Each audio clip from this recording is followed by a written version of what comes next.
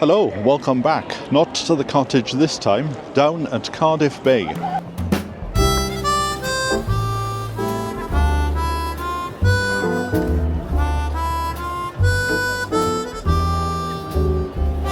Just been to the Millennium Centre to go and see the new touring production of Wicked. Now, funny thing is, when I worked in the West End, one of my jobs was to go to the shows and do video coverage for a website called Broadway.com, which is still going, based in New York. So I went to see every single show over a period of about 15 years, but I only ever saw the end of the show. Sometimes I would go and see the full shows, but like Lord of the Rings, I never went to go and see that because I wasn't going to be sitting there for 3.5 hours. And Wicked was the one that I saw about 30 times, but only the last 5 minutes. So my task was to turn up at the theatre, run in at the very end and film the curtain call, then go to the after show party and do interviews with whoever was appearing in the show. But that had to happen every time the cast changed, which was usually about every 6 months. So I've seen the ending 30 plus times, but never actually saw the show. So I thought I'd book a ticket to come down and see it. And I'm pleased to also see, before I left London, last Christmas I think it was, I went to the Royal Opera House to go and see Swan Lake, the Matthew Bourne version. And I've just seen that is coming here next April. So I'm going to book a ticket to go and see that. So I thought, seeing as I'm down in Cardiff Bay, it's quite cold, so I'm quite pleased that I've got my woolly hat, so I might put that on in a moment. But I thought, seeing as I was down here, let's have a little wander around and see how much it's changed. Now this is the Welsh Assembly. I was here for the vote for the Welsh Parliament, but I actually left Manchester the next day. So this year is the first time that I've ever lived in Wales under a Welsh Assembly. So all this was just a flat area the last time that I was here. In fact, there's a street down on the left that we used for a film. So when I lived in Cardiff, my job was majority in the film and TV industries. And there was a road down there that was going to be part of the assembly. But at the time, it was just empty. So we used it for a film. There's a lot of students out. And it's about 5:30, so the light is starting to go. I'm not quite sure what we'll be able to see before it goes dark. But let's just get away from these people. Because one of the problems about being down the bay is, especially over in the corner there, on the right side, there's a lot of music going on. And it just becomes a bit of an issue when you try and film when there's a bit of music. But look at that sunset.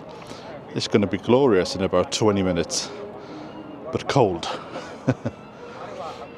Right, what's this? The Merchant Seafarers War Memorial. Put here in 1997. Commemorates the merchant seamen who sailed from the ports of Cardiff, Penarth and Barry during the Second World War.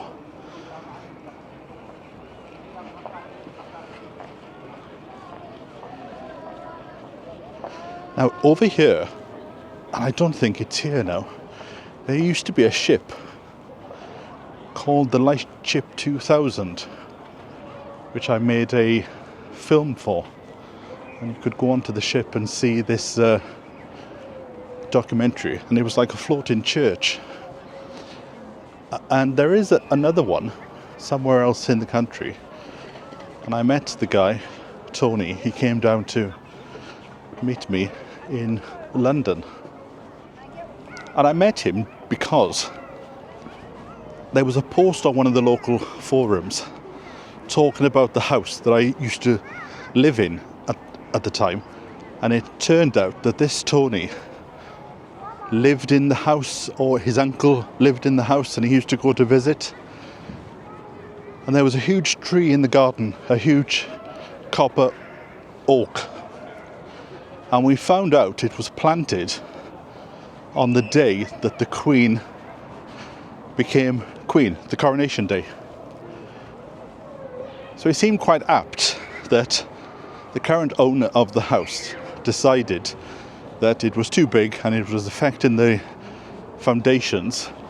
So he decided around about the coronation of King Charles that it was going to come down. So in a weird way, we've lost a tree, but in a weird way it was rather fitting. It went up with the Queen and it came down with the Queen. But it was a very good tree for sheltering the allotment site. So I wouldn't be at all surprised if I hear stories of sheds being blown away this winter. Yes, the ship was gone. But Tony, who came to visit the house, he owns one of these light ships. And he did give me some details for me to go to visit it, but time goes on. But it was based here. And I remember we'd come down at Easter and they employed me to film the Easter service. So we were here at dawn and filming the sun going over the water. Happy Easter! Happy Easter! Michael Rees, I'm the chaplain here at Lightship 2000. Oh, your hands are nice and warm, how come? I've been here in my 5th year now. Where does the time go? And my responsibility really is to see to the general day-to-day running of the lightship, to have responsibility for the volunteers, and to minister to them, and then through the lightship to minister to the community of Cardiff Bay itself. Now all this has changed, but I understand that across the water there, in that BBC Wales hangar, are the sets of Doctor Who and Casualty. So all this was part of the docks. So I haven't gone over there at all. So I'm not exactly sure what's there other than the TV film studios.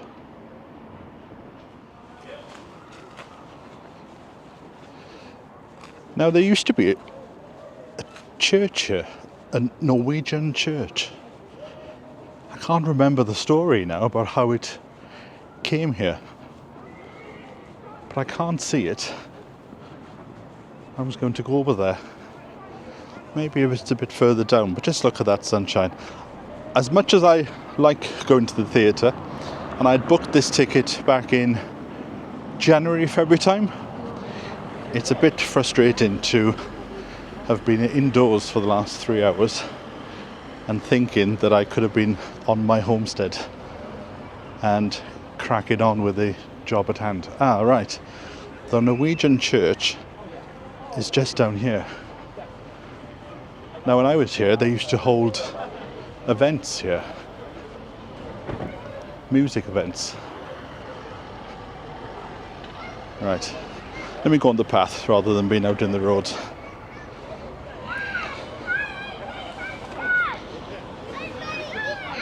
I'm just trying to avoid the music and the screaming kids.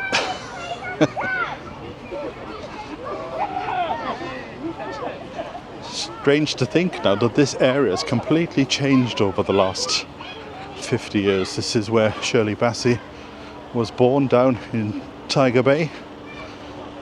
And the whole area has changed. It was once a hive of activity of the docks and things coming in from overseas. And that old heritage now has gone. Nothing here to show for it. Right, let's have a quick little look. It seems to be more of a cafe now. Don't remember it being a cafe the last time that I was here.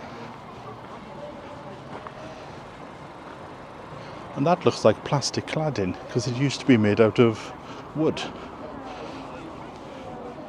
Anyway, let's have a little stroll around.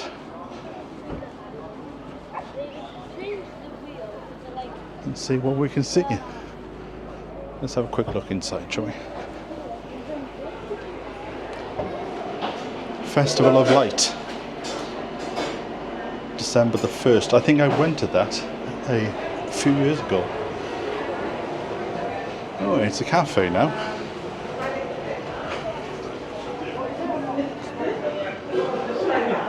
Ah, this is the area where they used to have the events on.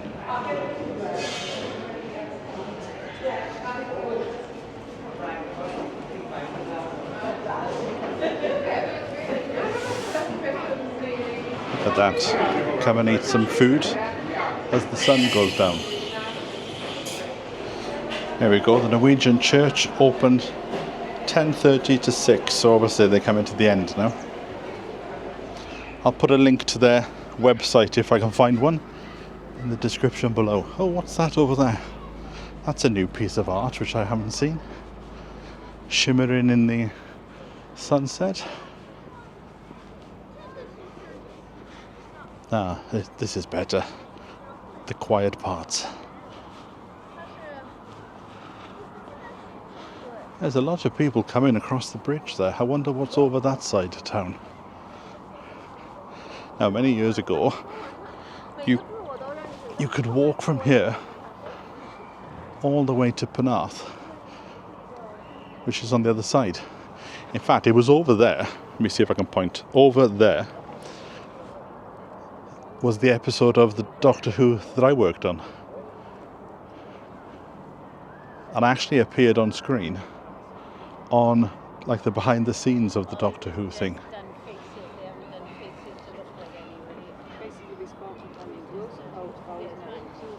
Look at this. We'll have a little walk around now and find out what it's about.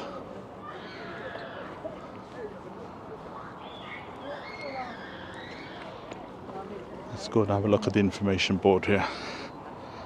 What does this say? The Antarctic Memorial. Commissioned by the Captain Scott Society in 2003. Oh, I don't remember this. The memorial commemorates... Did they leave... Oh, right, yes. I remember now. They left Cardiff 15th of June 1910 to go to the Antarctic. So Scott was here.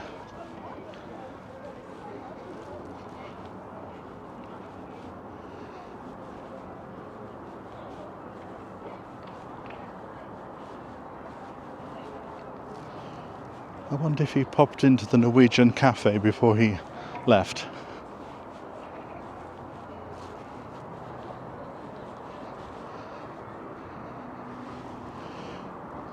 Now I can't remember if this is constantly full or whether they allow the tide to go in and out, because there is a barrier down on the Penarth side.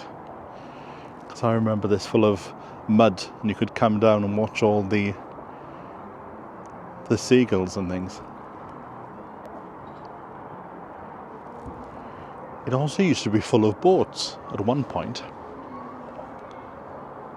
Not today, but on a warmer day, I'll come down and I'll do the walk from here to Penarth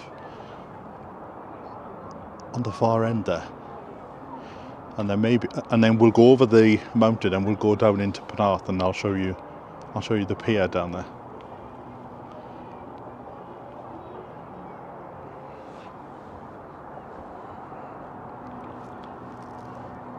There you are, that's another view of the church.